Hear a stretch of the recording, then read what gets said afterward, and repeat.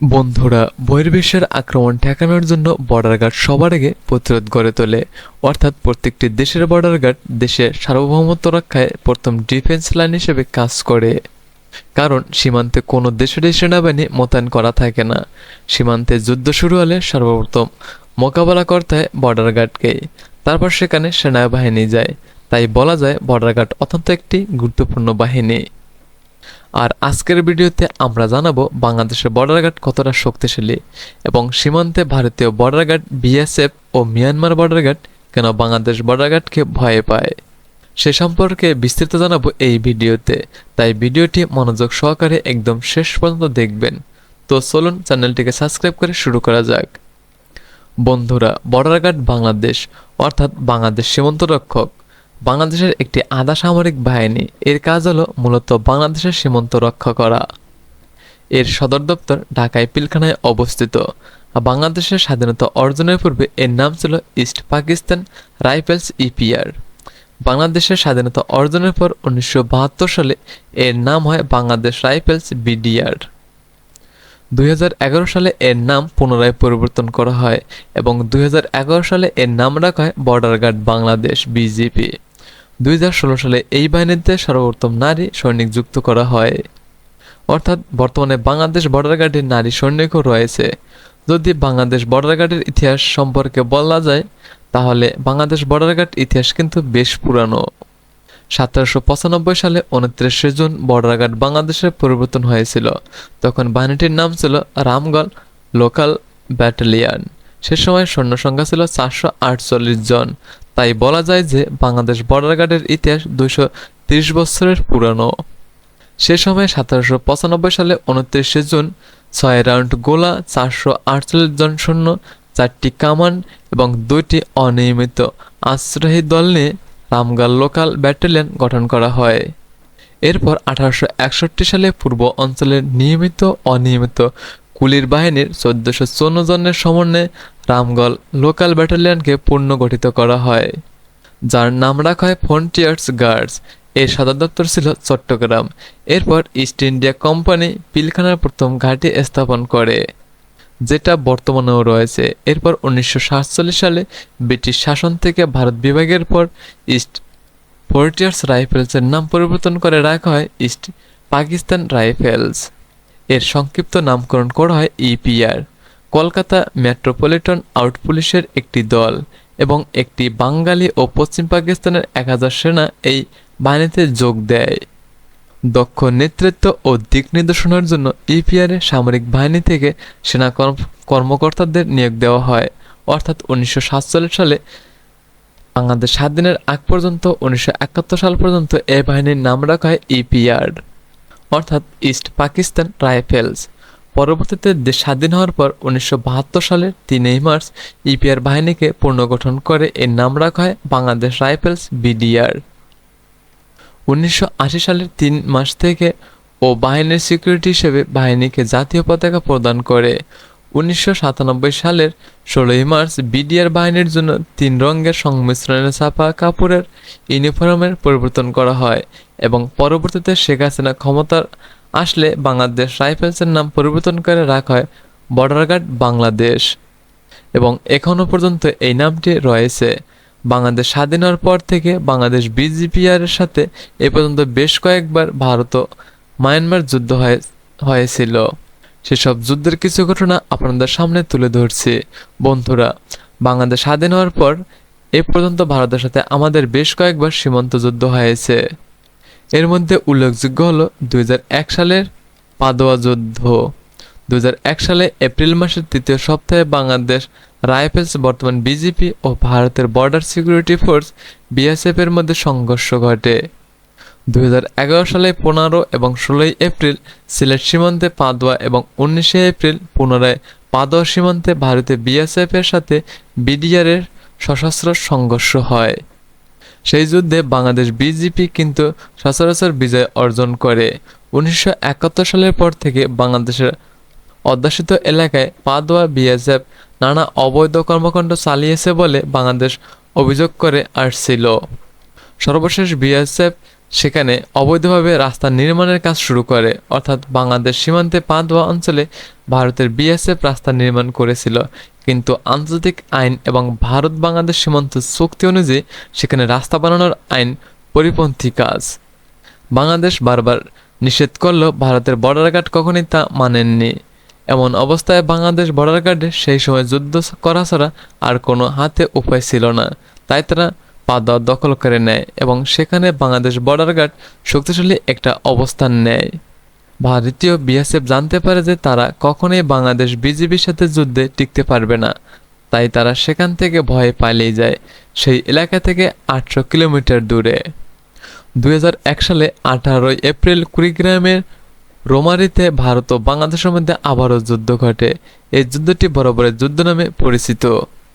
এই যুদ্ধে 18 জন ভারতীয় সীমান্তরক্ষী বাহিনী মারা যায়। কুড়িগ্রামের রোমারি সীমান্ত গ্রাম বড়াইবাড়িতে এই সংঘর্ষের পর বাংলাদেশ ভারত সম্পর্ক এক কঠিন সংকটের মধ্যে পড়ে যায়। ভোররাত থেকে যুদ্ধ শুরু হয় টানা 6 ঘন্টা। ভারতীয় বাহিনী পিছু হটে। আপনাদেরকে একটি কথা বলে রাখি, সে সময় 400 ভারতীয় বর্ডার গার্ড বিপরীতে মাত্র 16 জন বাংলাদেশের বর্ডার গার্ড যুদ্ধ করেছিল। ওই সময় দুই দেশের সীমান্তরক্ষী বাহিনীর উচ্চ পর্যায়ে জরুরি কথাবার্তা চলছিল, কিন্তু তাতে সংঘর্ষ থামেনি। ভারতীয় সীমান্তরক্ষী বাহিনীর বহু সদস্য নিহত হওয়ার পরেই কেবল তারা পিছু হাঁটে। এই যুদ্ধে 3 জন বাংলাদেশি বিজিবি সদস্য মারা যায় এবং বিপরীতে ভারতের 18 জন সৈন্য মারা যায়। এরপর ভারতীয় বর্ডার গার্ড ভয়ে পিছু হাঁটে এবং সে যুদ্ধে বাংলাদেশ বর্ডার গার্ড জিতে যায়। এরপর 2005 সালে ভারতের সাথে আবারও বাংলাদেশ বর্ডার গার্ডের যুদ্ধ শুরু হয়, সেটা আখড়া যুদ্ধ নামে পরিচিত। 2005 সালের 16 এপ্রিল আখড়া উপজেলায় বাংলাদেশ ভারত সীমান্তের হীরাপুরে গ্রামের সীমান্ত পিলার 2022/3 এসপি এর নিকটে দুই দেশের মধ্যে সীমান্ত যুদ্ধ ঘটে। 20 বা 25 জন সশস্ত্র বিএসএফ সদস্য 70 থেকে 75 জন ভারতীয় নাগরিক সেদিন বাংলাদেশ সীমানায় 300 গজ ভিতরে হীরাপুর গ্রামে প্রবেশ করে। বিএসএফ ও ভারতীয় নাগরিকরা হীরাপুর গ্রামে ব্যাপক লুটপাট শুরু করে। গ্রামবাসী বাধা দিলে বিএসএফ গুলি করে। তখন উপস্থিত বিডিআর দর্শকদের সাথে গ্রামবাসী বিএসএফ এর সাথে সম্মুখ সংঘর্ষে জড়িয়ে পড়ে। বিডিআর ও বিএসএফ এর মধ্যে সামনাসামনি প্রায় 4 থেকে 5 ঘন্টা তীব্রভাবে গুলি বিনিময় হয়। এই যুদ্ধে বিএসএফ এর কোম্পানি কমান্ডার শ্রী জীবন কুমার গুলিবিদ্ধ হয়ে নিহত হয়। এছাড়াও কনস্টেবল কে সুয়েন্ডারও গুলিবিদ্ধ হয়। শেষে বিএসএফ কোম্পানি কমান্ডার লাশ ও আহত কনস্টেবলকে ফেলে রেখে ভারতের বিএসএফ বাংলাদেশে পালিয়ে যায়। পরবর্তীতে গণপ্রজাতন্ত্রী বাংলাদেশ সরকার গুরুত্বপূর্ণ কাজের স্বীকৃতি স্বরূপ 2 জনকে বাংলাদেশ রাইফেলস পদক, 3 জনকে প্রেসিডেন্ট রাইফেলস পদক খেতাবে ভূষিত করেন। এটি হলো বিডিআর সর্বোচ্চ সম্মান পদক। এছাড়াও 4 জন বিজিবির কমিউনিকেশন মেডেল প্রদান করা হয়। অর্থাৎ এ পর্যন্ত বাংলাদেশ ভারতের সাথে 3 বার যুদ্ধ লেগেছে সীমান্তে, আর 3 বারই বাংলাদেশ বর্ডার গার্ড যুদ্ধে জয়লাভ করে। কোনোবারই ভারতীয় বর্ডার গার্ড বাংলাদেশের সাথে পারেনি, আর ভবিষ্যতে কোনো যুদ্ধে ভারত আমাদের সাথে পারবে না। বন্ধুরা, এবার যদি মিয়ানমারের কথা বলি, তাহলে মিয়ানমারকে আরও বড় রকমের শিক্ষা দিয়েছিল বাংলাদেশ বর্ডার গার্ড বিজিপি। বন্ধুরা, বাংলাদেশ বর্ডার গার্ড ও মিয়ানমার সীমান্তরক্ষী বাহিনী ও সেনাবাহিনীর সাথে বাংলাদেশের যে যুদ্ধটি হয়েছিল সেটি নাপ যুদ্ধ নামে পরিচিত। নাপ যুদ্ধ 2000 সালের 8 জানুয়ারিতে বাংলাদেশ রাইফেলস, বর্তমান বর্ডার গার্ড বাংলাদেশ ও 12 মাস সীমান্তরক্ষী বাহিনীর মধ্যে সংঘটিত একটি যুদ্ধ। এই যুদ্ধটি 3 দিন স্থায়ী হয়। বাংলাদেশের সীমান্তরক্ষী বাহিনী বাংলাদেশ রাইফেলস 2500 জন সৈনিকের বিপক্ষে মিয়ানমারের তৎকালীন বার্মার 25,000 সৈন্য যুদ্ধ করেছিল। মূল যুদ্ধ শুরু হয়েছিল 2000 সালের 8 জানুয়ারি দুপুর 2টার সময়। জিয়াল ফজলুর রহমান সেদিন নিয়মিত সীমান্ত পরিদর্শনের অংশ হিসেবে দিনাজপুরে অবস্থান করেছিল। সেখান থেকে তিনি বিসমিল্লাহ বলে একটি কোড ও ওয়ার্ডের মাধ্যমে অপারেশন শুরুর আদেশ দেন। অর্থাৎ সে সময় বিডিআর এর মূল কোডটি ছিল বিসমিল্লাহ। তিনি বিসমিল্লাহ বলে অপারেশন শুরু করেন। যুদ্ধ সংঘটিত হয়েছিল টেকনামের ভৈয়ান ইউনিয়নের তোতরদ্বীপ সংলগ্ন অঞ্চলে। সেখানে ন্যাপ নদীর একটি বাঁকের সামনে প্রথম গুলি করে বিডিআর। অতর্কিত হামলায় মিয়ানমারের প্রায় 6 শতাধিক সৈন্য ও বাঁধ নির্মাণের শ্রমিক নিহত হয়। যুদ্ধে বার্মার সেনা সহযোগিতায় খবর গোয়েন্দা সূত্রে পেত। যুদ্ধে কিছু আগেই বেশ কিছু গোয়েন্দাকে বার্মায় পাঠিয়ে দেয় হয়েছিল তথ্য সংগ্রহের জন্য। বাংলাদেশের গোয়েন্দারা সে সময় মিয়ানমারে ঢুকে জানতে পারে যে মিয়ানমার প্রায় 25,000 সৈন্য সেখানে উপস্থিত করেছে, অর্থাৎ তারা 25,000 সৈন্য একত্রে বাংলাদেশ হামলা করবে। এই তথ্য পেয়ে বাংলাদেশ বর্ডার গার্ড বুঝতে পারে যে তাদের সামনে বিপদ অবস্থান করেছে এবং মাত্র 2500 জন সৈন্য নিয়ে, তা আবার শুধুমাত্র বিডিআর এর সৈন্য নিয়ে। মিয়ানমার সেনাবাহিনী, নৌবাহিনী এবং মিয়ানমার বর্ডার গার্ডকে একা মোকাবেলা করা সম্ভব হবে না, তাই এখনও কৌশলে পদক্ষেপ নেয় Bangladesh border guard. Bangladesh border guard চিন্তা করে তারাই সর্বপ্রথম হামলা করবে এবং মিয়ানমারের কিছু বুঝে ওঠার আগে তাদেরকে উচিত শিক্ষা দিয়ে দেবে। যেমন বলা তেমন কাজ, বিসমিল্লাহ বলে যুদ্ধ শুরু হয় এবং এই যুদ্ধে বর্ডার গার্ডের 25 জন সৈন্য লড়াই করেছিল 25,000-এর বিশাল বাহিনীর সঙ্গে। যেহেতু বাংলাদেশ বর্ডার গার্ড প্রথম আক্রমণ শুরু করে, সেহেতু তারা কিছু বুঝে ওঠার আগেই যুদ্ধে হার মেনে নিতে হয় এবং মাত্র কয়েক ঘন্টার যুদ্ধে মিয়ানমারের প্রায় 600 সৈন্য মারা যায়। বিপরীতে বাংলাদেশের একজন বর্ডার গার্ড মারা যায়নি। 600 জন সৈন্য মারা যাওয়াতে মিয়ানমার সেনাবাহিনীর মনোবল দুর্বল হয়ে পড়ে। এরপর তারা যুদ্ধে আত্মসমর্পণ করে।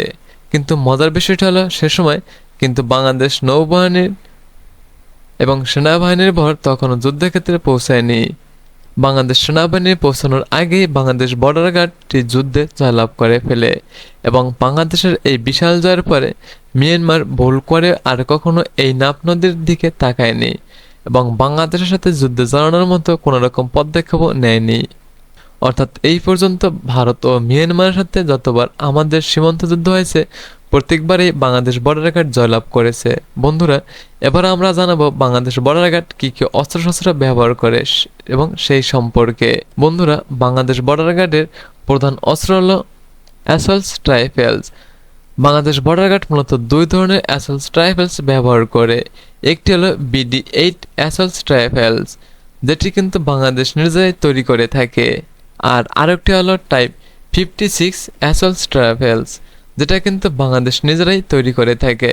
এটি মূলত গণচিহ্নে নির্মিত টাইপ 56 রাইফেলসের লাইসেন্স নিয়ে বাংলাদেশ সমরাষ্ট্র কারখানায় উৎপাদিত একটি অস্ত্র। এবং বাংলাদেশ বর্ডার গার্ড স্নাইপার হিসেবে ব্যবহার করে থাকে টাইপ 85 স্নাইপার রাইফেল। এটি মূলত চীনের তৈরি। টাইপ 85-এর বাংলাদেশি ভার্সন। এছাড়াও বাংলাদেশ বর্ডার গার্ড বেশ কয়েক ধরনের মেশিন গান ব্যবহার করে থাকে। মেশিন গানগুলোর মধ্যে উল্লেখযোগ্য হলো RPG, যেটা তৈরি করে থাকে রাশিয়ায়। এছাড়া রয়েছে BD-14, BD-15 টাইপ 16-7, রেইনমিটাল MG3, যেটা জার্মানির তৈরি, এবং টাইপ 54, যেটা গণচীনের তৈরি। এই মোট 6 ধরনের মেশিন গান ব্যবহার করে থাকে বাংলাদেশ বর্ডার গার্ড। এছাড়াও বেশ কয়েক ধরনের গ্রেনেড ব্যবহার করে থাকে বাংলাদেশ বর্ডার গার্ড, এবং Bangladesh border guard BJP motor হিসেবে ব্যবহার করে থাকে টাইপ 63-1 BF, যেটি বাংলাদেশের তৈরি। এই সকল মোটর ব্যবহার করে বাংলাদেশ বর্ডার গার্ড। এছাড়াও ট্যাঙ্ক বিধ্বস্ত অস্ত্র রয়েছে বাংলাদেশ বর্ডার গার্ডের কাছে। এর মধ্যে উল্লেখযোগ্য হলো M20 টাইপ 16-9 RK-30 রাকার। আর এক ট্যাকবিন্দুর মিসাইলগুলো যথেষ্ট উন্নত মানের এবং এগুলো মার্কিন যুক্তরাষ্ট্রের তৈরি। এছাড়াও বিভিন্ন ধরনের সাজোয়াজান ও হেলিকপ্টার ব্যবহার করে থাকে Bangladesh border guard. Bangladesh border guard কিন্তু জলপথে বেশ সক্রিয়।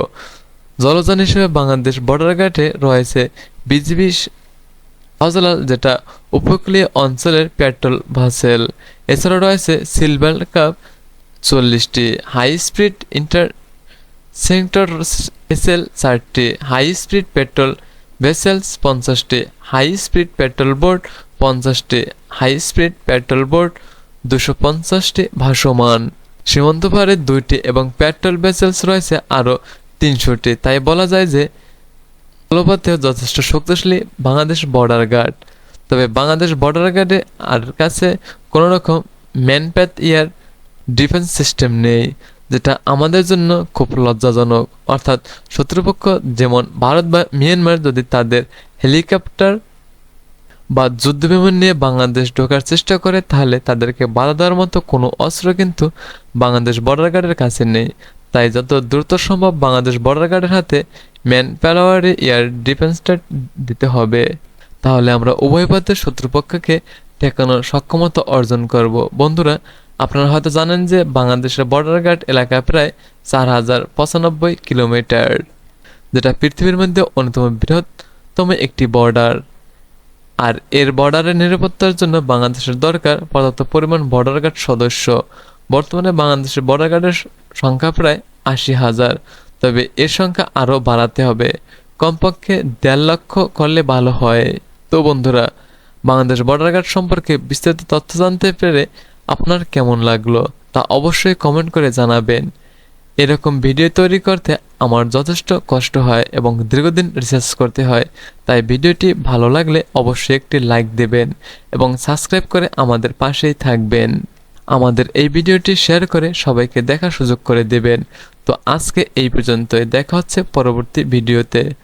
ততক্ষণ পর্যন্ত সুস্থ থাকবেন এবং ভালো থাকবেন।